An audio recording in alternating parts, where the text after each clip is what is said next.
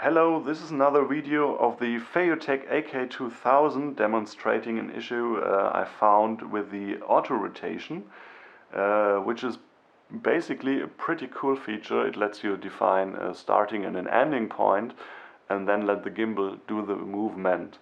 On the end of the video I'm gonna tell you what I would suggest to add as a feature to make that really usable. But first I'm gonna show you the issue with the already implemented basic feature it has. The issue is the gimbal does not always, or most of the time does not, find the correct ending position. So first I check back the rotation time. The rotation time is set both pan and tilt to 15 seconds, the interval and the deval to 0, as I want it as a straight movement. And now I'm gonna choose the auto rotation. It asks me for the initial point. Gonna set it over there. As you can see, it's really hard because not really, but you always have to fight against the motors, so finding your really starting point is a bit complicated as well. Anyway, now I'm gonna choose the ending point. You see, it's always correcting a little bit, so but that's another point, another story. So hope you can see. Yeah, you can see the display. So keep in mind where I set it to the ending point. Now we let the gimbal do the movement and see what happens for the movement. It starts, and now you see it moves too much on the upside, downside. Yeah, it's just looking for the correct ending spot, and the correct ending spot is not really the ending point I set the gimbal to. But yeah, so this is the issue, and like I said, I want to add something. The Feiyutech service, they responded really quick.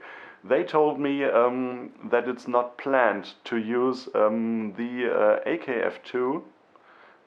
This is the motorized focus puller you can buy from Feiyutech. It's not implemented, and it's not planned to use that while having the auto rotation. And I would say that does not make sense, because if you do a time-lapse photography, of course there are reasons why you want to move the focusing point. For example, you have an object in the foreground, and while moving you want to, let's say, switch to another focus point, or you might want to use it, like I did in that case, you might want to use it for controlling the zoom. So that would allow you to not only do a movement for a time-lapse video, but for zooming as well. And that goes for time-lapse, but of course that goes as well for using that auto-rotation feature to create butter smooth panoramic and horizontal movements with the camera. Imagine you're having the gimbal on your set already, and you want to do some, let's say, horizontal movements.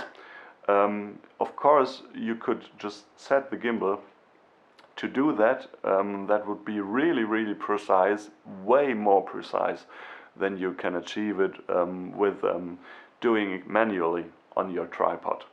So these are two cases where I really would love to use the AKF II on having the auto rotation.